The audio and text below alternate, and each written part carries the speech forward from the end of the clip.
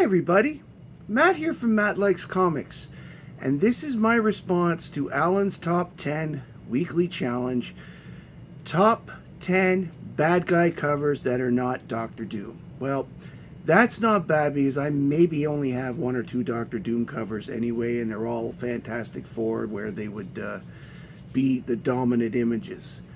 What I've tried to do here is pick out comics that either had a cool cover of a bad guy, or in one or two cases I picked a bad guy and found a cover where they're sort of prominent but not necessarily, and you'll see that in one case.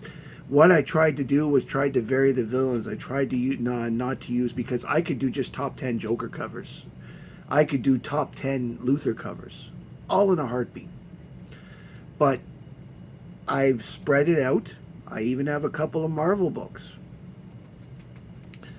So, these are not in any particular order. These are in the order of how I've piled them. So, bear with me. There's no top 10 per se, and like 10, 9, 8, but more of a, here are 10 books that I like with the covers. So, we're going to start off today's video with the Masters of Evil on Secret Avengers 31.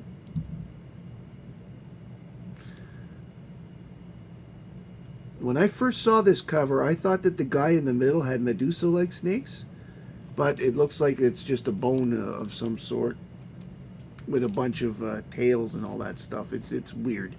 It really is a weird combination.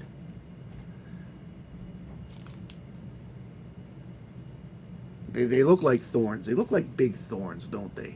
I don't know else how to explain it. But, yes, this is the Masters of Evil on Secret Avengers 31. Because he's such a big villain, I wanted to make sure that I had a cover with him. This is the Kingpin. This is on Daredevil 510. And the Kingpin, although Daredevil lurches above him in the background, the Kingpin is the focus of all of the stuff. Oh, like it's what catches your eye on the cover. My apologies. This is what happens when I try things off the cuff, by the way. Next up, there are tons of Joker covers, but I picked this one because I know it's one that nobody would show, because there are so many. This is Batman Confidential 23. The Joker is holding onto a bean and he's telling a joke, where it says, a psycho killer faces a judge for sentencing. One was assaulted.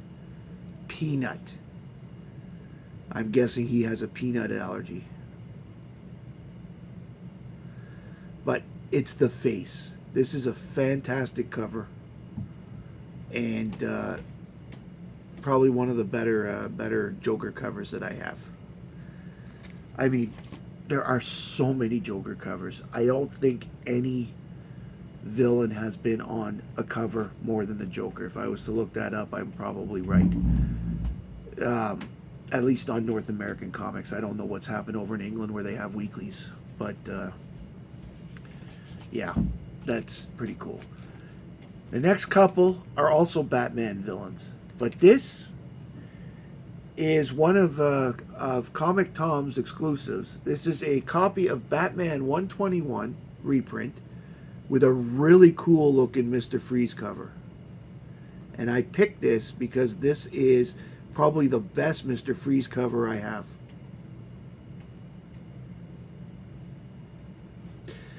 That is one thing about it, doing a topic like this, being a DC fan. Batman has probably the most diverse rogues gallery in comics, and he's certainly, and most of them all have a cover at some point. For example, I found it very hard. I actually had to look quite a bit to find a cover. This was the best I could do for Two-Face. This is Batman Detective Comics. So this is Detective Comics 680. And this was the best I could find for a cover featuring Two-Face. The only other 3 covers I saw, all of them had a bit of shadow and didn't show off the duality of his personality like this one did.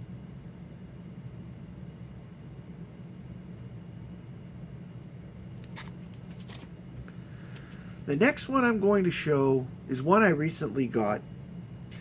And I have to show this because A, it is not DC or Marvel, and B, it's Rob. It looks like Rob Liefeld. And we all know how the 90s is Rob Liefeld's period. This is Brigade 2, and it's Genocide on the cover.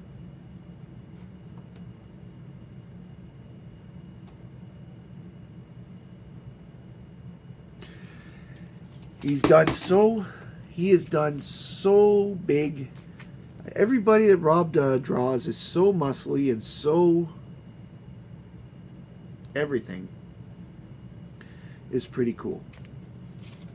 Now, the next cover. Are you going to have a top 10 cover gallery without having a cover that has a ton of bad guys?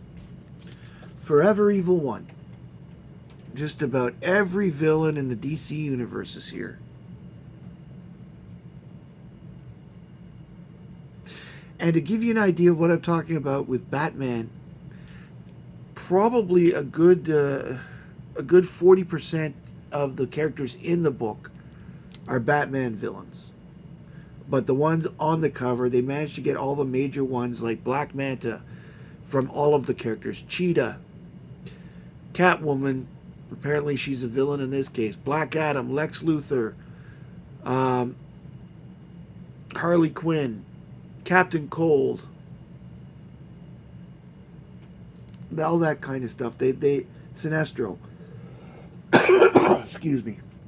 So they managed to get, and of course Lex Luthor for Superman and Bizarro. This is probably the biggie. Okay, having a group of heroes like villains like this does the thing. And the last Batman book I'm going to show is one of my favorite Batman villains, and I think he's underrated. Scarface and the Ventriloquist. I picked this one, Detective Comics 642, out of about four of them, simply because it has the best shot of the ventriloquist in the show, in a close-up, with the puppets there. And again, it shows another Batman. Why do Batman's villains all have mental issues? You could write a psychiatrist manual, a psychologist manual out of all the problems that Batman villains seem to have. Whether it's dissociative order, whether it's, bipolar, schizophrenia, whatever, they all seem to have issues. Issues in comics. I get it now. The last two I'm going to show are Superman characters. You cannot go wrong with this one. This is the first cover appearance of Doomsday. Now, he doesn't look like himself yet because he's still wearing the suit. But this is a great cover. Doomsday is freaking awesome. He is the ultimate Superman villain. Picture having a villain that when you kill it, comes back immune to that method of killing. That's exactly what Doomsday is. He is unstoppable. You can stop him briefly, but he always comes back. I particularly like currently on the Superman, in the Superman comics, that Doomsday is the Time Trapper. Time Trapper is another great villain. So combining them, I found it a very interesting book. And the last one I'm going to show is a lenticular cover, so I'm not sure how well it's going to be. Back in the time where issue 23 was done in the New 52, they had a Villains Month. And by Villains Month, they did a ton of lenticular covers. I think there were 52 of them. Call me crazy. This is the Parasite. This is by far my favorite one after the Joker, but because I picked another cover for the Joker, I decided to go with the Parasite. Just look how dangerous and creepy he looks.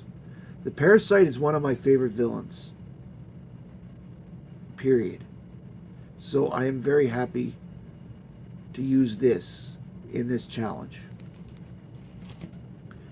So those are my top 10 bad guy covers, as Allan put it to me when we talked about this. So if you like what you've seen, please hit like, subscribe, and comment below. I want to hear what cover you liked. I'd like to see you do a video where you can tag Allan with the Friday Comic Challenge, because there's a good chance I'm going to catch it too. You can tag me too if you like. I really like watching these videos. And let me know what books you would put down in the comments. Also, before I go, on the date of the of this video, the next day would be Sunday the March 9th. On Sunday, March 9th at 9 Eastern, I am debuting a show that I may be doing bi-weekly on Sundays called the Sunday Superman Show, where me and any particular guests that join me on that week are going to discuss Superman, the character, and all the related characters with Superman. And whether it's comics, movies, radio, toys, whatever, we're going to discuss all things Superman, whatever comes to mind during each thing. And if you are a Superman fan, I would love to have you join us. That's 9 o'clock Eastern on March 9th. Will be the debut episode. So come and have some fun if you're a Superman fan, or come check it out if you're not even. Maybe you'll turn into one. Anyway, thank you for watching my video today. Thanks for joining me. My name's Matt. I like comics, and I hope you do too. Thank you.